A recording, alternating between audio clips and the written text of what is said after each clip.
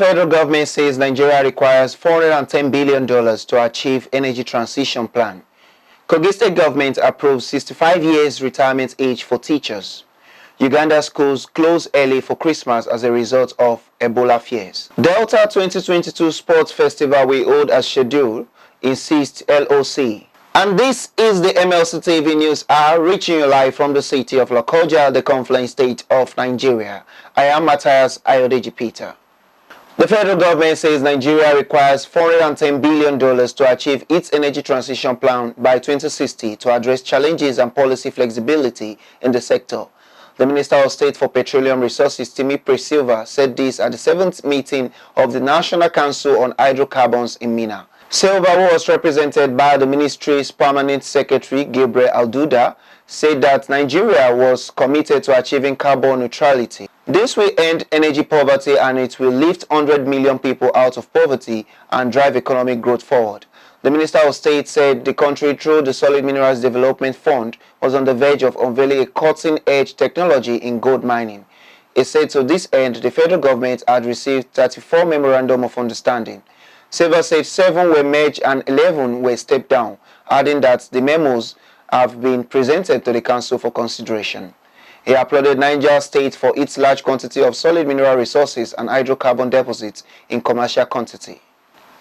KOGI State Governor Yaya Bello has assured the people of his administration's continued partnership with the International Fund for Agricultural Development, IFAD, for the benefit of farmers in the state. The State Governor Bello assured the IFAD Country Director Dede Ekwe, who led a delegation on a courtesy visit at the Government House Lokoja. Governor Bello described KOGI State as an agrarian state and the role IFAD has played in adding value to farmers and agricultural produce. He expressed hope that the organization will give more support to farmers in the state, especially those whose farmlands were ravaged by the recent flood. Almost all of them from Ibaji, they are all farmers. And unfortunately, they're the most affected in this last flood. We're hoping that we'll be able to support them greatly, using every resources that are available to us. While describing agriculture as the highest employer of labor in the country, Governor Bello assured government will sustain its payment of counterpart funds. Our own commitment will not fall short in terms of counterpart funding and every other thing that we require to support IFAD. I appreciate IFAD.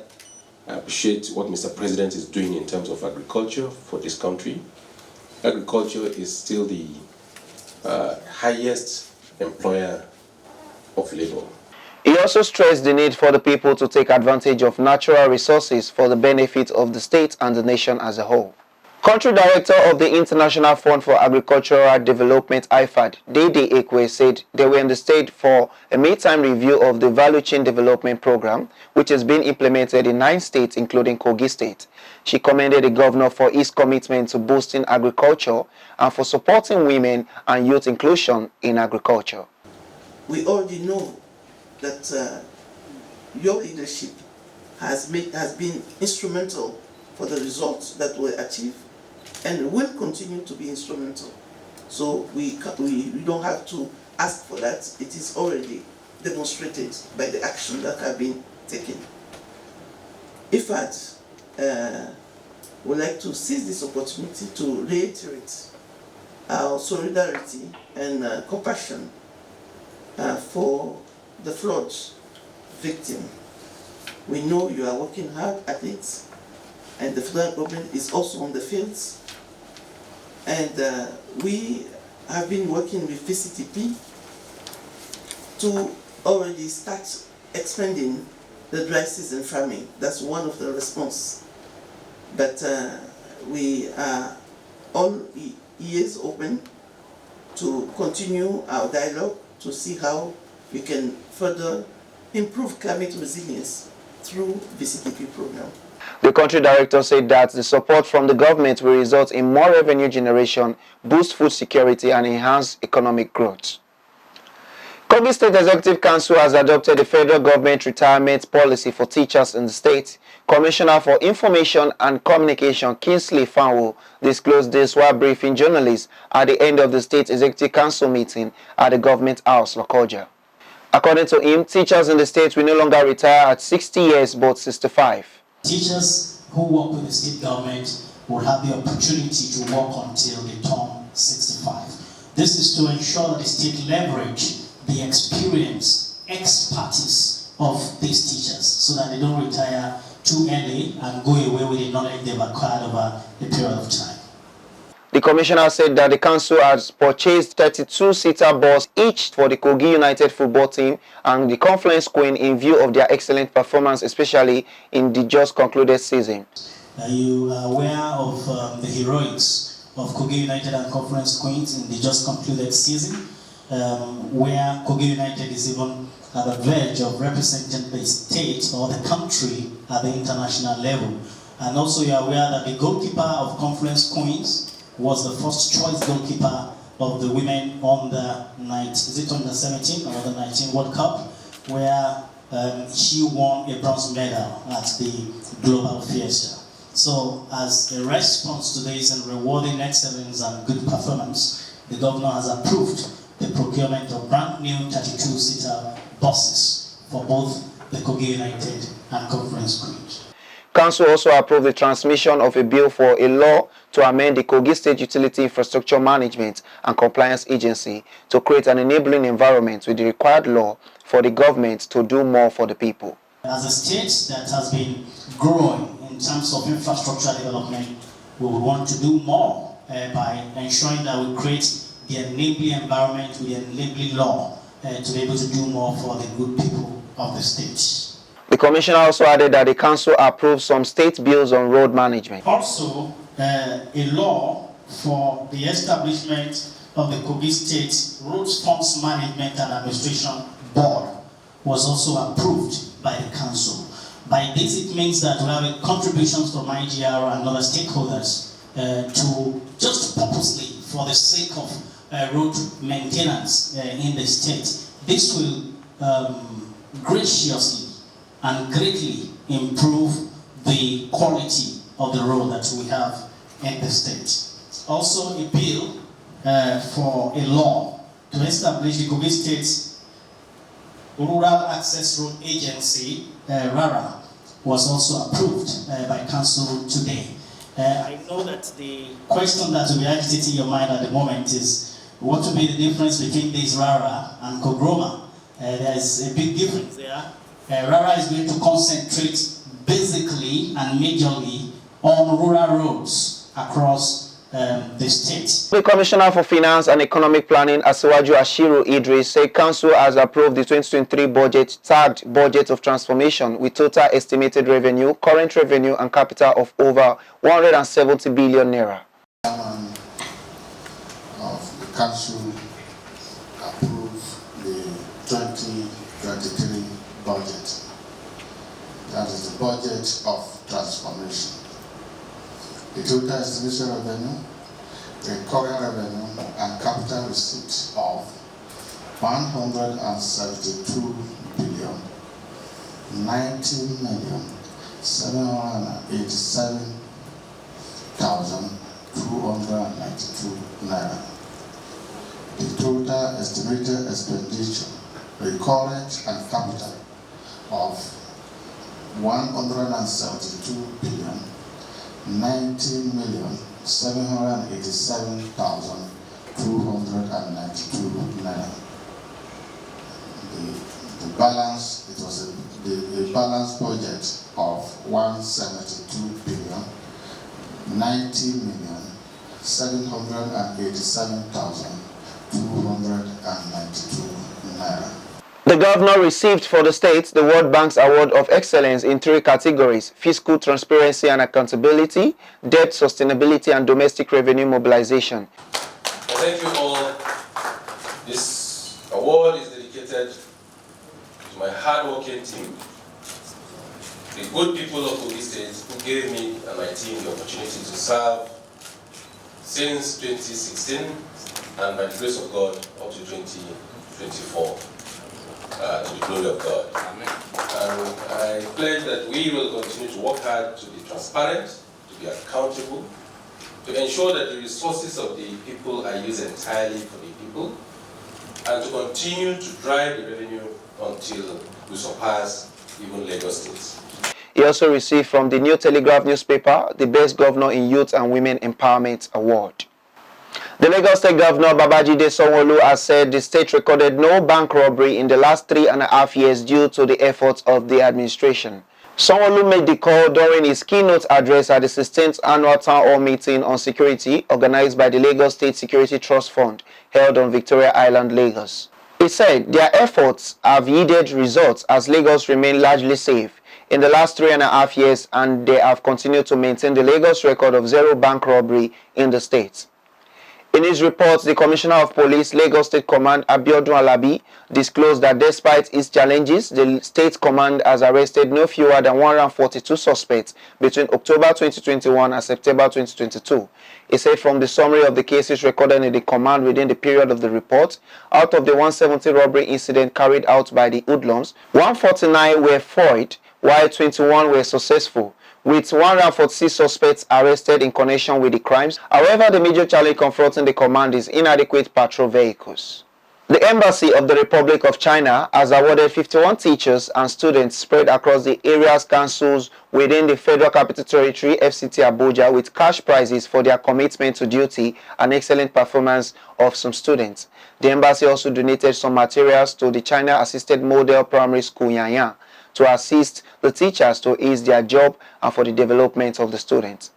Speaking on the occasion to mark the Oktoberfest Award of China-Nigeria Friendship Award ceremony at the China Assisted Model Primary School in Yanyan, the ambassador of China to Nigeria, Sun Jian-chun, noted that it is an honor to award the excellent teachers and students, donate books to Model Primary School on behalf of the Chinese embassy. The ambassador, who was represented by his wife, Lian Uli, said coming to the beautiful campus, he really felt at home and was delighted to meet the amiable principal, respected teachers and lovely students. According to him, in the past, the Chinese embassy and Chinese companies in Nigeria built new classrooms for students, finished maintenance work for the old rooms and toilets, donated computers which is badly needed by students and power generator which was urgently demanded by the school. He noted that 2022 marks the 51st anniversary of the establishment of diplomatic ties between Nigeria and China. Over the past year, together with effort made by Nigerian side, they have witnessed gratifying progress on bilateral relations across the board. He concluded that since the students are the future of Nigeria, well-educated students are more capable of building a more beautiful Nigeria. In a remark, the acting chairman, FCT Universal Basic Education Board, UBEP, Dr. Al-Hassan Sole, who appreciated the Chinese embassy for its relentless efforts to the development of the FCT education sector, noted that the award and scholarship presentation by the embassy started way back in 2013. Represented by the Director of Finance and Accounts FCT UBEP, Sule recounted the financial and material support of the Chinese embassy to FCT schools. Sule explained that the award recipients were specially and carefully selected from different primary and junior secondary schools across the 6 area councils to commemorate the 51 years of bilateral relationship between Nigeria and China. We'll be right back after the break. The NMMA, Africa's foremost media excellence trust, is proudly celebrating 30 years of fostering professional excellence in the media industry in Nigeria and Africa. The 30th NMMA Grand Media Excellence Program comes on for 3 impactful days. Day 1, the Media Heroes and the NMMA Alumni Classic will roll out on Friday, 25th November at the waterfront of the Civic Center, Victoria Island, Lagos by 5 p.m. prompt with a grand cocktail reception for media fellows and associates. Day 2, Saturday, 26th November at 12 noon, featuring the annual Media Leaders Roundtable at the Nigeria Institute of International Affairs, Kofo Abayomi, Victoria Island, Lagos. Keynote speaker, Emeritus Professor Michael Omolewa, erudite scholar and diplomat, in company of 5 other media experts dealing with key topic on the media and national reconstruction. The third day, Sunday, 27th November, host the celebrated 30th Grand Media Excellence Anniversary Dinner and Fiesta La Excellence at the Eco Grand Convention Center, Victoria Island, Lagos by 4 p.m. Guest of honor is His Excellency President Muhammadu Buhari. the Grand Patron of the NMMA. The Chief Host of Honor is His Excellency Governor Babajide Sanwo-Olu of Lagos State, and the Chairman of the Grand Ceremony, Dr. Harun Al-Rashid Adamu, Chairman NMMA Board of Trustees. A superlative evening of excellence is guaranteed by the Board of Trustees and the NMMA Anniversary Committee. Attendance is strictly by invitation. Contact NMMA Secretariat for details. Welcome back. In case you're just joining us, it's MLC TV News Hour.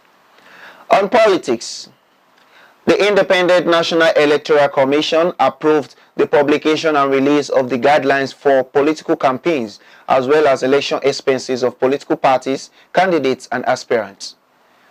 This was contained in a statement issued by the National Commissioner and Chairman Information and Voter Education Committee, Festus Okoye, in Abuja. Okoye said that the commission met and deliberated on several issues, including the publication and release of the guidelines, as well as on the appointment of secretary to INEC. Okoye said that INEC has consequently uploaded the two documents to its website and social media handles, while copies will be made available to political parties, civil society groups, the media, and other critical stakeholders.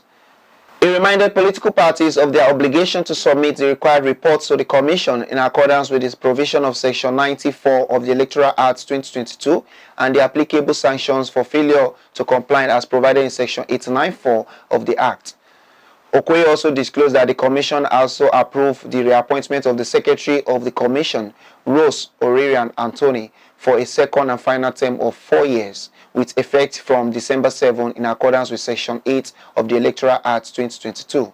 It was gathered that Section 88 of the Electoral Act provides that the maximum election expenses to be incurred by a candidate at a presidential election shall not exceed 5 billion naira.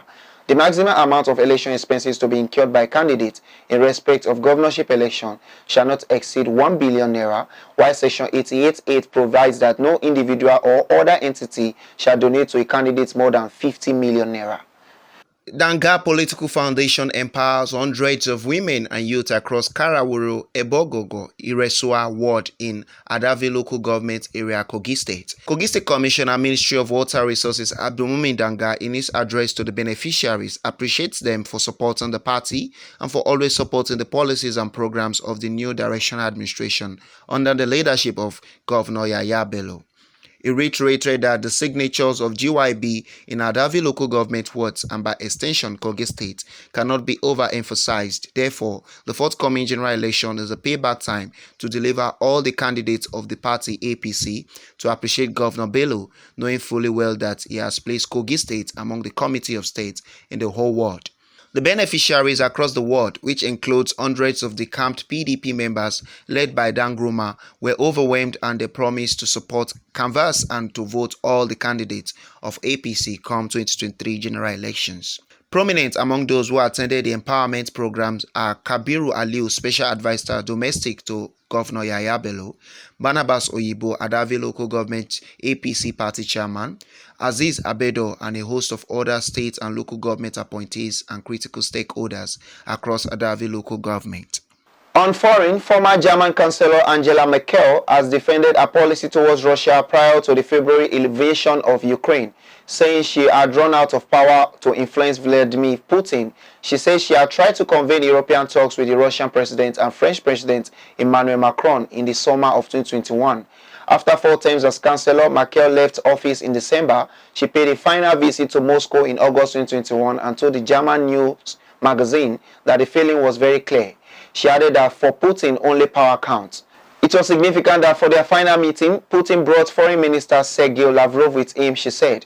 Previously, they had met one-on-one, she noted. In light of President Putin's invasion, preceded by weeks of massive military build-up on Ukraine's border, many have argued that Merkel and other EU leaders should have adopted a tougher approach to the Kremlin. A foreign policy expert in a Christian Democratic Party, MP Rodriguez Caseweta, is among those who said she knew that Putin was trying to split and weaken Europe, but she believed soft power was the right approach.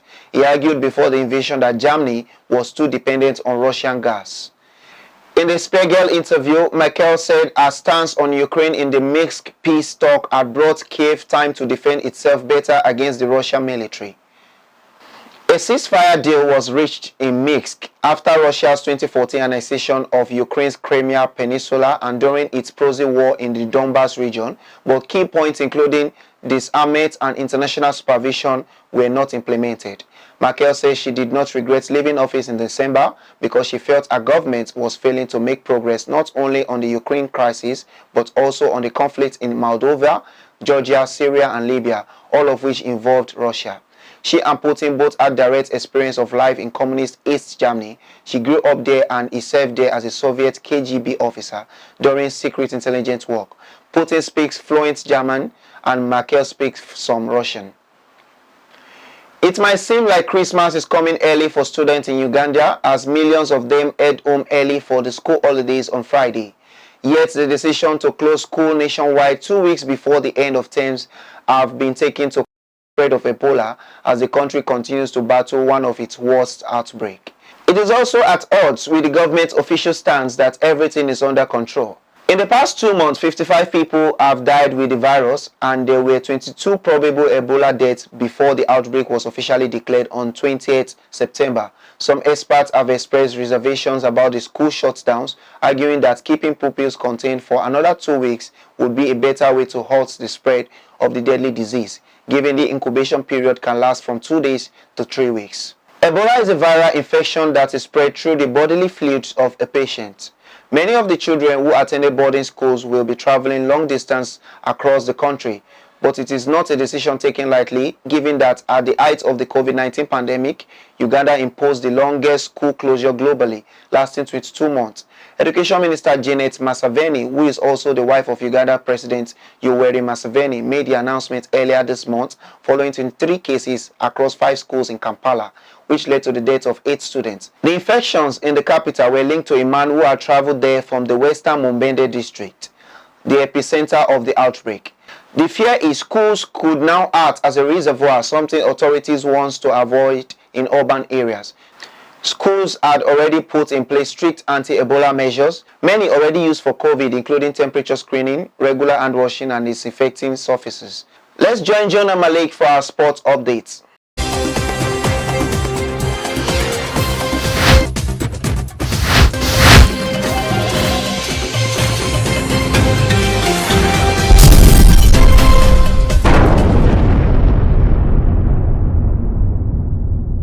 And on Sports Update, the local organizing committee of the Delta 2022 National Sport Festival says the game will hold as scheduled, aimed report about a possible shift in the date of the event, insisting the November 28th to 10th December date remains intact.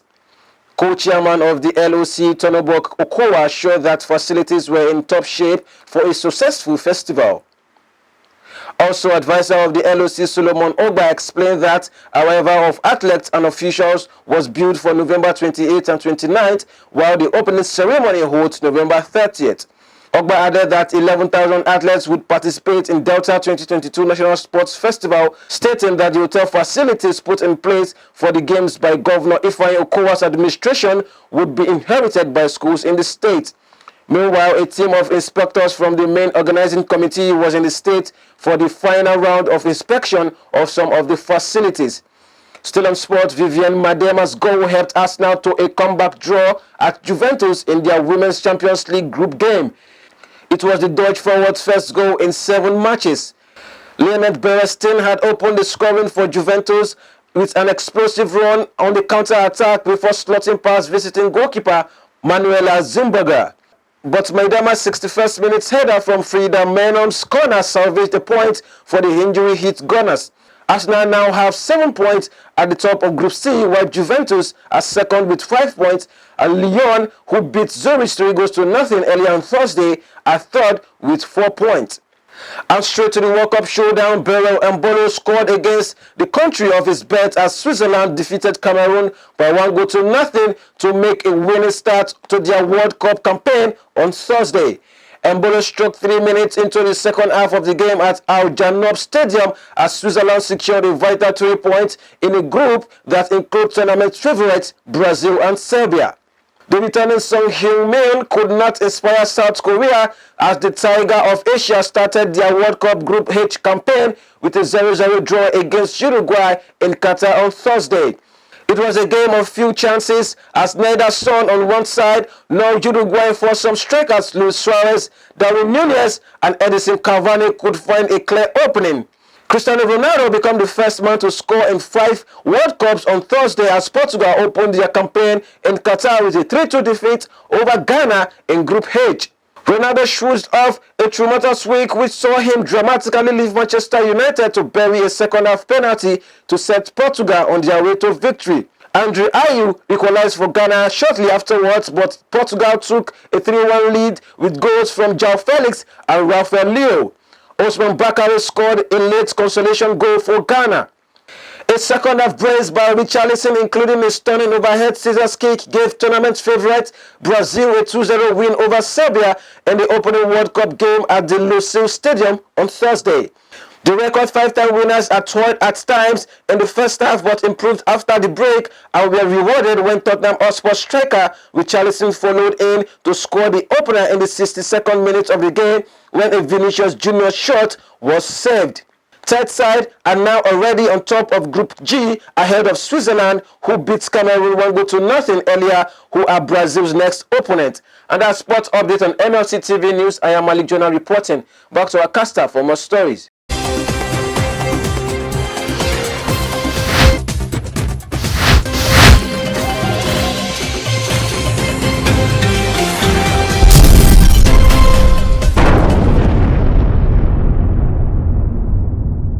Thanks, Jonah.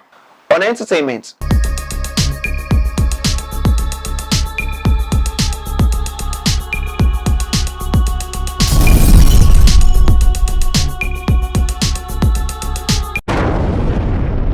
Over 2 years after dropping his debut album, Unexpected, which received rave reviews from across the world, Dr. Dollar returns with his sophomore album, What a Time to Be Alive.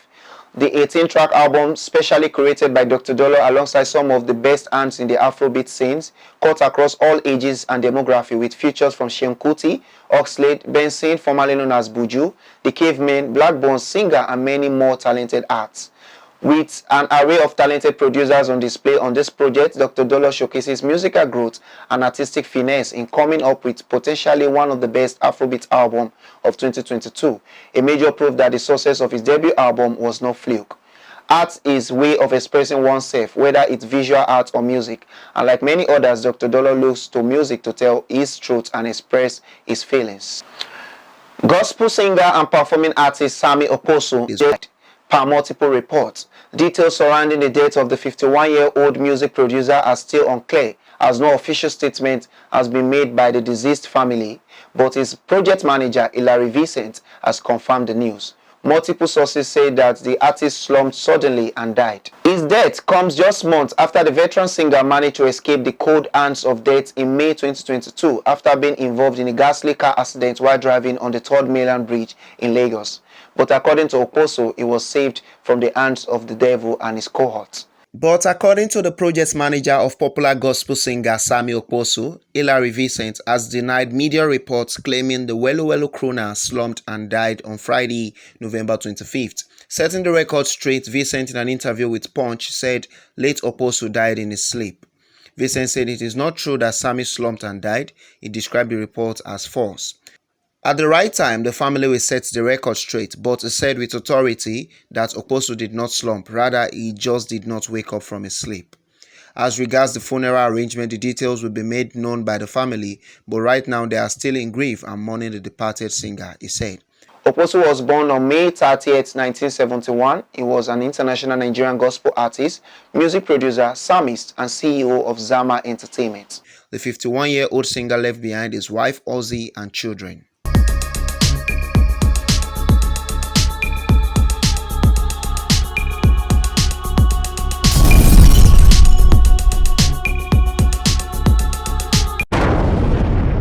And that's the size of our package today. Join us tomorrow at the same hour to watch our news as we give you updates on happenings within and across the globe. Don't forget to subscribe to our YouTube channel, MLC TV. Like and follow our Facebook page, MLC TV, Instagram, MLC TV 2021, Twitter at MLC TV1. For your event coverage, information, contribution, advert and sponsorship, please call any of our numbers displayed on your screen. Join us Friday and Saturday to watch our special programs. It's MLC TV, reaching everywhere, informing everyone. I am Matthias Ayodeji Peter. Please continue to be your brother's keeper to build a united and peaceful society together. Thanks for watching.